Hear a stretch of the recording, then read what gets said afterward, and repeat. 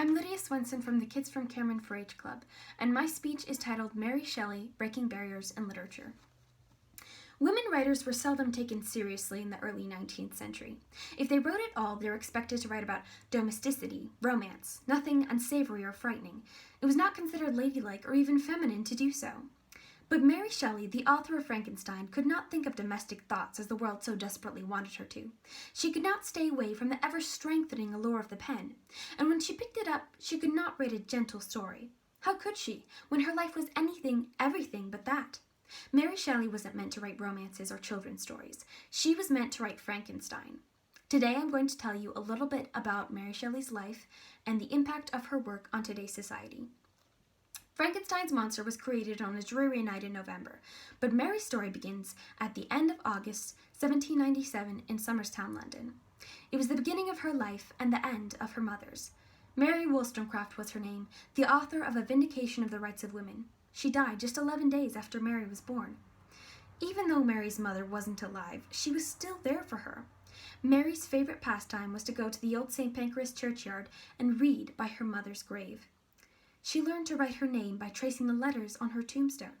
She had memorized all her works by the time she was 10. When Mary was 14, her father sent her away to Scotland. She went to stay in Dundee with his friend William Baxter and his daughters, who were the same age.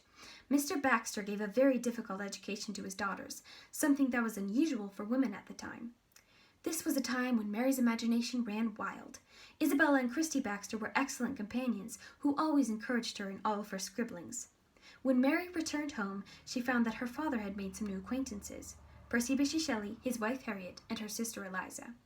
Percy Shelley was a poet and author who was expelled from Oxford for writing The Necessity of Atheism.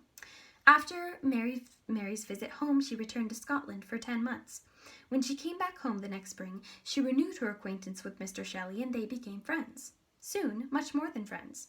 That summer, Percy Shelley asked Mary to run away with him. So, at just 16 years of age, Mary, Percy, and her stepsister Claire, who insisted on coming, traveled for 6 weeks across Europe. William Godwin was very displeased with them. He would not speak to Mary when she returned to England, but she did not regret her decision.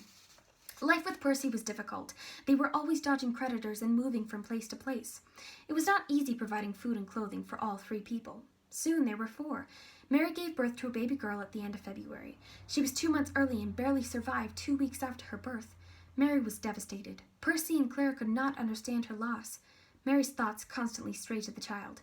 One night she dreamt she brought the child back to life, but she woke alone with no baby.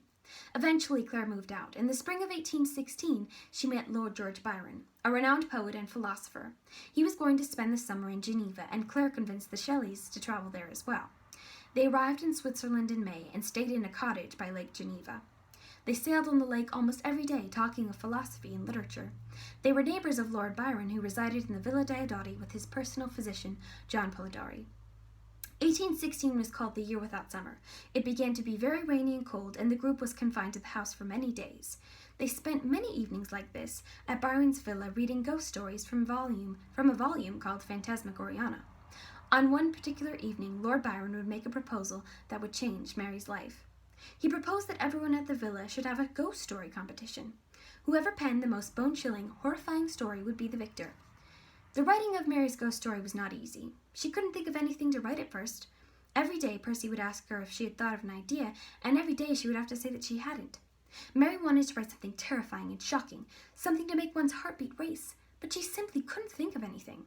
She sat late into the night, listening to Lord Byron and Percy talk about the experiments of Dr. Erasmus Darwin and Luigi Galvani. They talked of the curious study of galvanism, the reanimation of corpses through the use of electricity.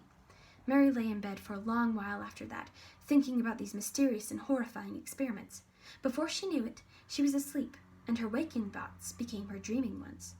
She saw a ghastly student of the dark arts kneeling beside his appalling creation. A horrible phantom of a man stretched out before him. The monster stirred, terrifying its creator, who ran from the room to his bed, hoping that the small flicker of life would be extinguished. He fell asleep comforted, only to awake the next morning to find his creation standing over his bed, staring at him with yellow, unblinking eyes. Mary opened hers, horrified. She had finally thought of a story. Frankenstein's monster was born. Frankenstein, or the Modern Prometheus, was published anonymously on January 1st, 1818, when Mary was just 20 years old. Because he wrote the introduction to this edition, Percy Shelley was commonly thought to be the author. When word got out that a woman had written the curious novel, readers were horrified at the thoughts that such dreadful things could enter a teenage girl's head. In 1831, Mary Shelley published a new edition of Frankenstein with her name on it. She wrote her own introduction this time, explaining how she created her work of horror. The story of Frankenstein has been adapted into over 70 movies and TV shows, and is credited with being the progenitor to modern science fiction. In his book, Billion Year Spree, Brian Aldiss calls it the first seminal work to which the label science fiction can be logically attached, and that inside Mary Shelley's novel lie the seeds of all later diseased creation myths. Mary didn't know what effects her novel would have on the future, but she put her heart and soul into the writing of Frankenstein. She pulled the terrors and hideous imagery out of the chaos of her mind, knowing that perhaps society would not accept it, not because it was a strange story, but because it was a strange story written by a woman. Mary's novel proves that a woman can wonder about the darkest secrets of the world, that they can invent all kinds of stories if they want to, and maybe, just maybe, change the world with them.